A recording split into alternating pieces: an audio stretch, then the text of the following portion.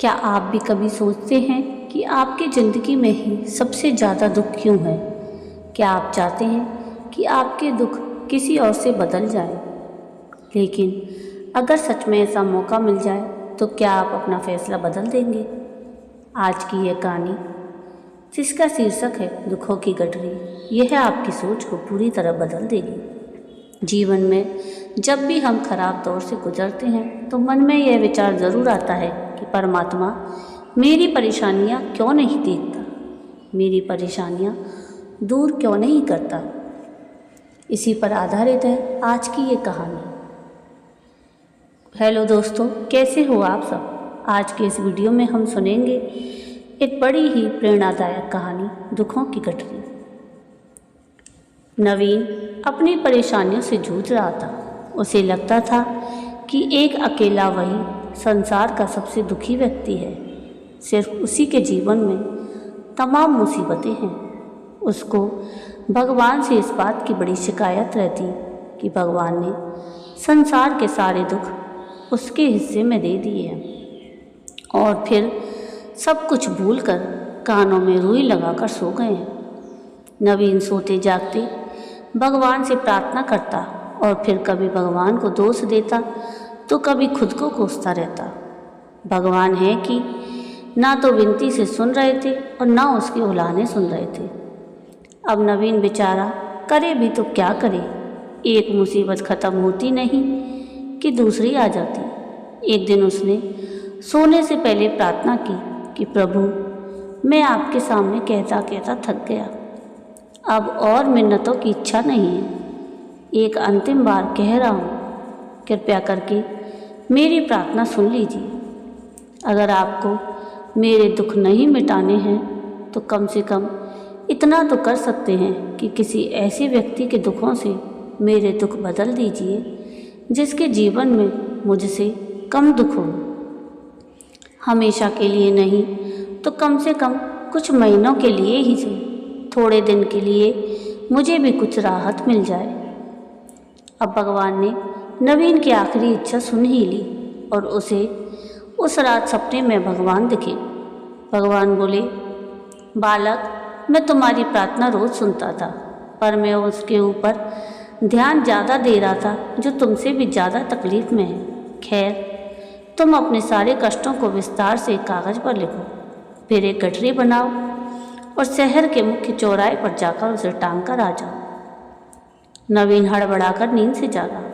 पहले तो उसको बिल्कुल यकीन ही नहीं हुआ कि सच में भगवान आए थे और उन्होंने उससे ये सारी बातें कही हैं। फिर सोचा कि आजमाने में क्या हर्ज है, क्या पता इससे कोई रास्ता निकल आए।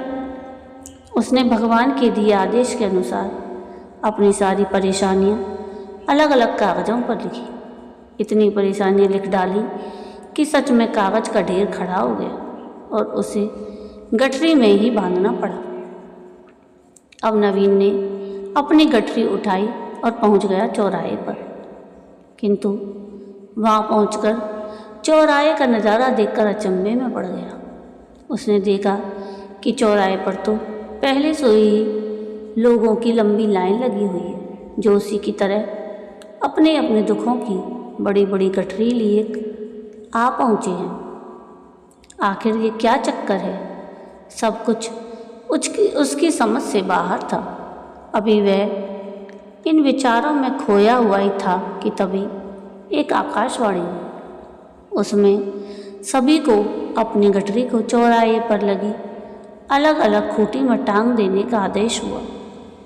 वहाँ बेहिसाब खूंटियाँ पहले से ही बनी थीं। सभी ने अपनी अपनी गठरी टांगी और फिर ईश्वर के अगले आदेश की प्रतीक्षा करने लगे।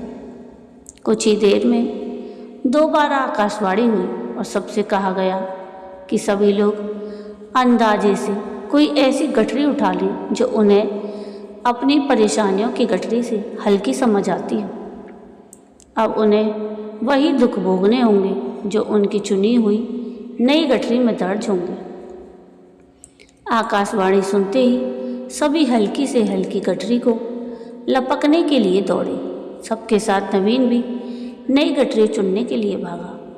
खूंटियों में टंगी समस्त गठरियों को घूरता हुआ वह काफ़ी देर तक अंदाज़ा लगाता रहा।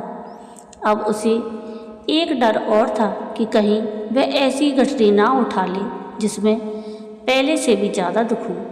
अगर ऐसा हुआ तो परेशानियां और बढ़ जाएंगी और मुझे लेने के देने पड़ जाएं। जीवन तहस नहस हो जाएगा सो अलग। अब उसके मन में तरह तरह के विचार आने लगे। वह सोचने लगा कि कम से कम वह अपने दुखों से भली भांति परिचित तो है और उन्हें झेलने का आदी भी हो गया है। उनके लिए कुछ रास्ते निकालने की शुरुआत भी की है। शायद उसका परिणाम आए तो एकाध दुख घट जाए। कहीं ऐसा ना हो कि चुनी गई नई गठरी में दुख और भी ज़्यादा पीड़ादायक हो जाए। ऐसे विचारों में खोया वह एक के बाद एक गठरी के सामने से गुजरता, लेकिन तय नहीं कर पाया कि कौन सी गठरी चुनी जाए। उसे यह भी डर था कि कहीं कोई उसकी गठरी ना उठा ले। इसी उधेड़बुन में फंसे नवीन ने आखिरकार अपनी गठरी ही उठा ली और चल पड़ा।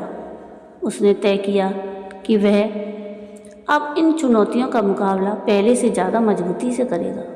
धीरे धीरे नवीन को अपने दुख दूसरों से कम होते हुए महसूस हो रहे थे और उसके जैसे ही भाव वहाँ मौजूद हर व्यक्ति में आ रहे थे। सच में सबको अपना दुख ज़्यादा बड़ा और ज़्यादा पीड़ादायक लगता है कि वही संसार का सबसे दुखी प्राणी है, पर हमसे भी ज़्यादा ना जाने कितने और दुखी हैं।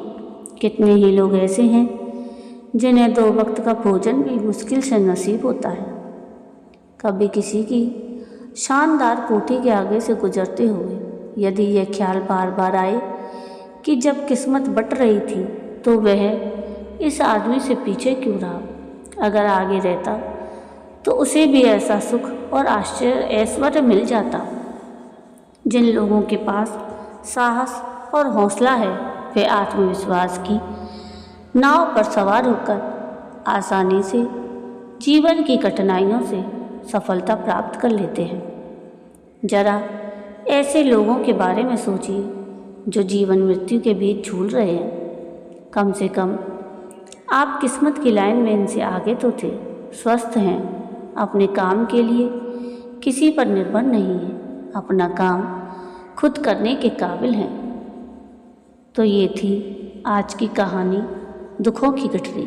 अगर आपको हमारी ये कहानी पसंद आई हो तो प्लीज़ इसको लाइक शेयर ज़रूर कीजिएगा और चैनल को सब्सक्राइब कीजिएगा और कमेंट में आप किस तरह की कहानी सुनना चाहते हैं वह भी हमें ज़रूर बताइएगा। वीडियो पूरा देखने के लिए थैंक यू।